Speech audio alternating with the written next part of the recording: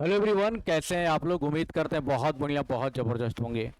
UP polytechnic का result आया, rank card आया। अब बच्चों के मन में चल रहा है सर काउंसलिंग कैसे करें, क्योंकि बहुत सारे बच्चों के नंबर कम भी हैं, मतलब कि रैंक ज़्यादा है। अब काउंसलिंग पे फोकस कर लोगे ना तो आपको समझ लो सरकारी कॉलेज बढ़िया मिल जाएगा।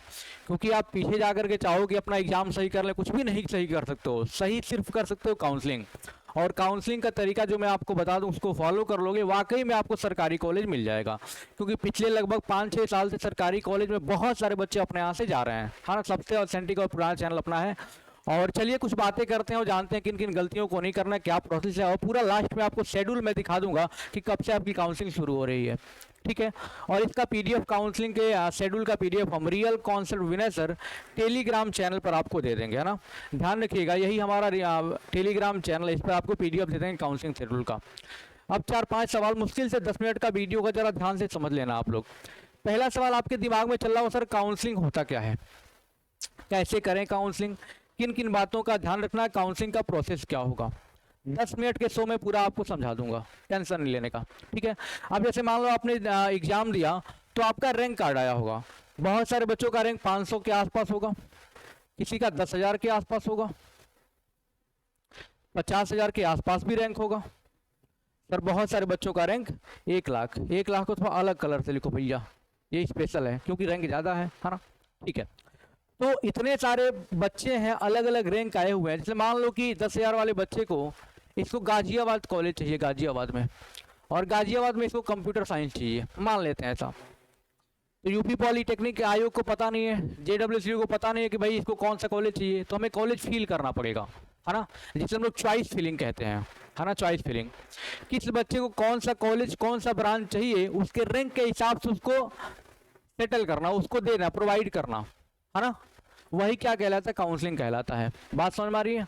आपके रैंक के हिसाब से आपको कॉलेज और ब्रांच चूज करने का मौका मिलेगा। आप ऑनलाइन चूज करोगे jwcup.nson.nit.in पे, ऑफिशियल वेबसाइट पे, तो आपको क्या होगा, वहां से रिजल्ट आएगा का सीट अलॉटमेंट का, कि भाई आपको कॉलेज मिला, ब्रांच मिला कि नहीं मिला। ठीक है, उसका पूरा प्रोसेस बताएंगे हम, ये काउंसलिंग होता है। कैसे करें काउंसलिंग भैया, सर काउंसलिंग का बहुत बढ़िया तरीका क्या होता है उसको बताएंगे अभी आगे चल करके, पूरा स्टेप वाइज। किन किन बातों का रखना ध्यान, जरा एक एक चीज को हम समझते हैं।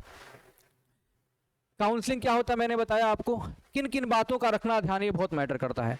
सबसे पहला पॉइंट जो आपको बहुत अच्छे से फोकस करके रखना, किन बातों का रखना, पहला चीज आपको समझना है बेटा, आपको कभी भी प्राइवेट कॉलेज को चूज नहीं करना है। मैं हर वीडियो में ये बात बताता हूँ, प्राइवेट कॉलेज तो आपको ऐसे ही मिल जाएगा, घर आकर के एडमिशन दिलवा देंगे यार, क्यों टेंशन लेते हो, आप क्वालिफाइड हैं या फिर एग्जाम दिए हैं तो भी कोई दिक्कत वाली बात नहीं है।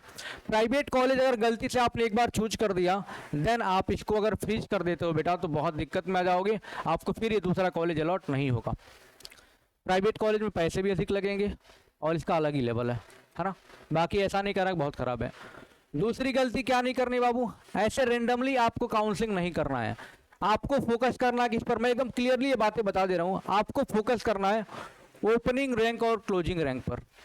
इसी से आपका सिलेक्शन है, मतलब सिलेक्शन तो क्या मतलब कि क्या बोलते हैं, काउंसलिंग करोगे बढ़िया तो सरकारी कॉलेज में आप जा पाओगे, किससे, ओपनिंग और क्लोजिंग रैंक को देख करके।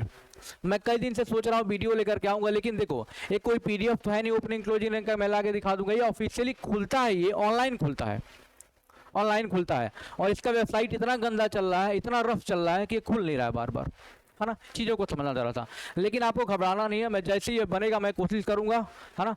ORCR देख करके ही आपको कॉलेज भरना है। जैसे मान लो किसी बच्चे का रैंक 10,000 है,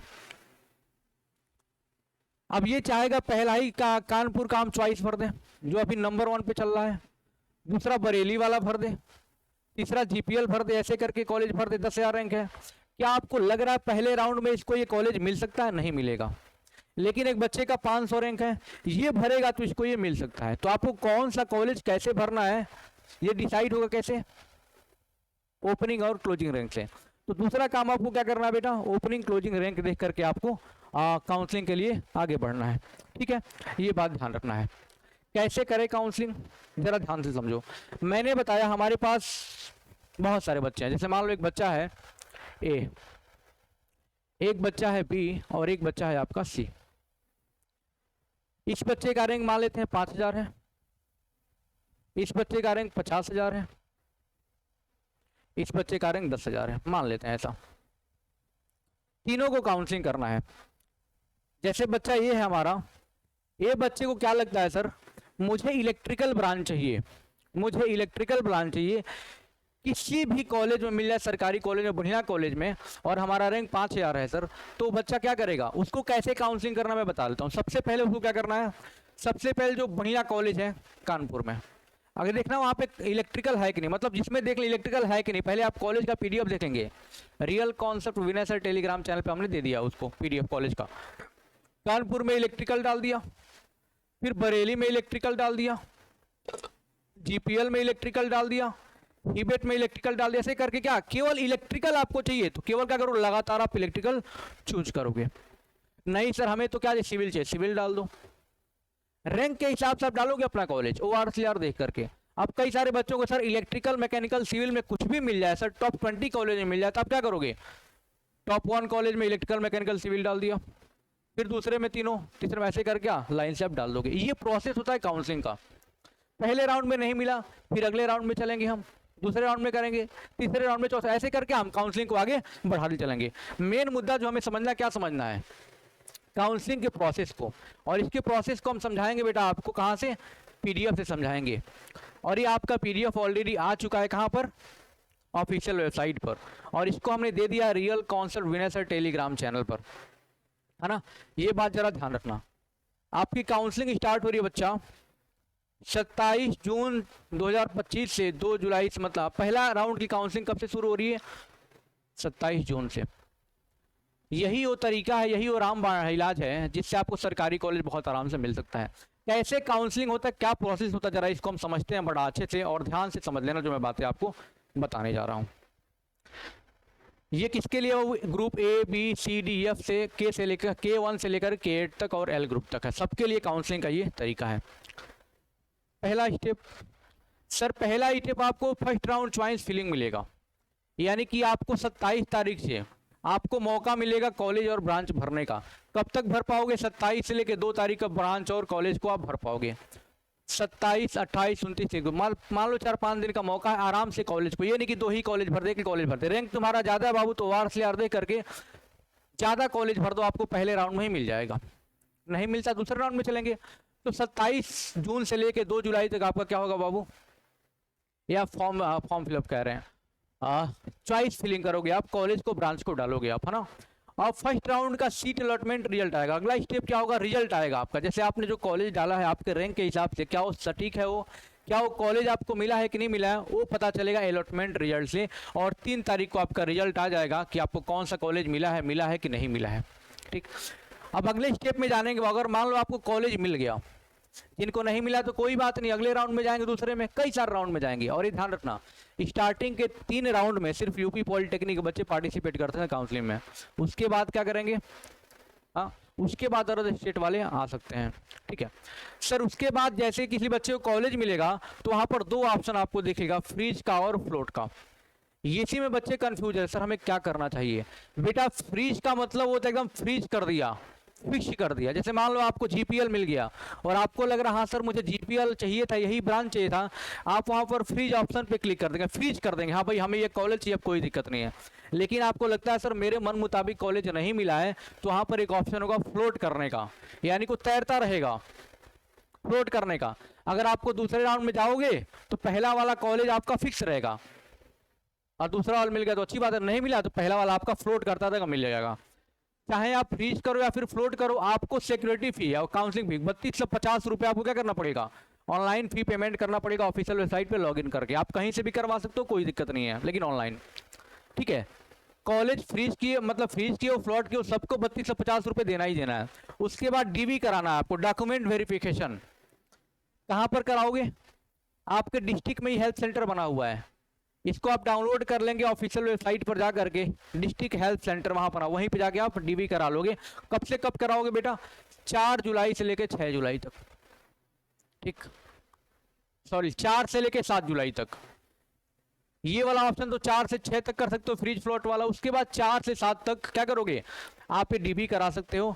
उसके बाद जो लास्ट वाला ऑप्शन आता है first round admitted seat withdrawal. अगर आपको लगता है नहीं भाई हमें डिप्लोमा नहीं करना है, सब कुछ नहीं करना, सीट अपना विड्रॉल कर सकते हो, लेकिन ये जरूरी नहीं कि आपका पैसा आ ही जाए। कहते हैं कि रिफंड हो जाता है, बट जो कि मुझे लगता है पता नहीं रिफंड तो नहीं होता है मेरे हिसाब से, है ना। तो हालांकि मेरे हिसाब से मैंने लगता है कोई बच्चा रिफंड करवाएगा, इतना मेहनत से काउंसलिंग करवाए। तो उसके बाद आपका आएगा सेकेंड राउंड, उसके बाद बेटा आएगा आपका सेकेंड राउंड। फिर मान लो पहले राउंड में आपको कॉलेज नहीं मिला, फिर दूसरे राउंड में प्रयास करोगे, फिर चॉइस फिलिंग करोगे, है ना। फिर 9 जुलाई से शुरू हो जाएगा, 11 जुलाई तक भरा जाएगा। फिर से ORCR का कमाल चलेगा। जो बच्चा ORCR देख करके काउंसलिंग करेगा उसको आराम से कॉलेज मिल जाएगा, उसको आराम से कॉलेज मिल जाएगा। फिर उसका रिजल्ट आएगा, फिर वही प्रोसेस आपका चलता हुआ चला जाएगा 3 राउंड तक। फिर चौथे राउंड से क्या होगा, सारे बच्चे पार्टिसिपेट कर सकते हैं, अदर स्टेट वाले भी। ऐसे करके काउंसलिंग कराते चलोगे। ORCR का वीडियो मैं कोशिश कर रहा हूँ रिकॉर्डेड दे दूँ, लेकिन दे दूँ क्योंकि भाई वेबसाइट खुल ही नहीं रहा है, कहाँ से हम लोग वो वीडियो हम लोग दे पाएंगे। प्रयास कर रहे हैं, है ना, तो आपको ज़रूर हम वो वीडियो दे देंगे। बाकी की यही तरीका आपको काउंसलिंग करने का। मैं वीडियो बना दूंगा जैसे ही काउंसलिंग शुरू होगा, उस पर प्रयास करूंगा कि एक वीडियो आपको बना दूंगा दिखाकर कैसे काउंसलिंग हम लोग कर रहे हैं। या फिर आप आराम से बैठ करके साइबर कैफ़े में काउंसलिंग कराएं तो बेहतर रहेगा, जहाँ पे भीड़ भाड़ कम हो, वीडियो देख लो अच्छे से, वहाँ पे करवा लेना, ठीक है। बाकी की यही जानकारी हमारी तरफ से। और आपको कोई भी जानकारी चाहिए कमेंट बॉक्स में कमेंट करके बताइएगा, उस पर वीडियो बनाने का प्रयास करेंगे, क्योंकि इतने सारे कमेंट्स और मैसेज आते हैं कि रिप्लाई करना, कॉल आता है, पॉसिबल नहीं होता है ना। तो वीडियो के माध्यम से सारे बच्चों को चीज़ें हम लोग बता देंगे। बाकी के चलिए मिलते हैं किसी अगले वीडियो में। Thank you so much. Like करिएगा एक बार जरूर, और ये अपना विनय सर ऑफिशियल अपना आपका चैनल है, आपका परिवार है, इसको सब्सक्राइब करिएगा और आपको पूरी जानकारी यहाँ से मिलती रहेगी और अपने परिवार में शामिल हो जाइएगा। Thank you so much. जय हिंद।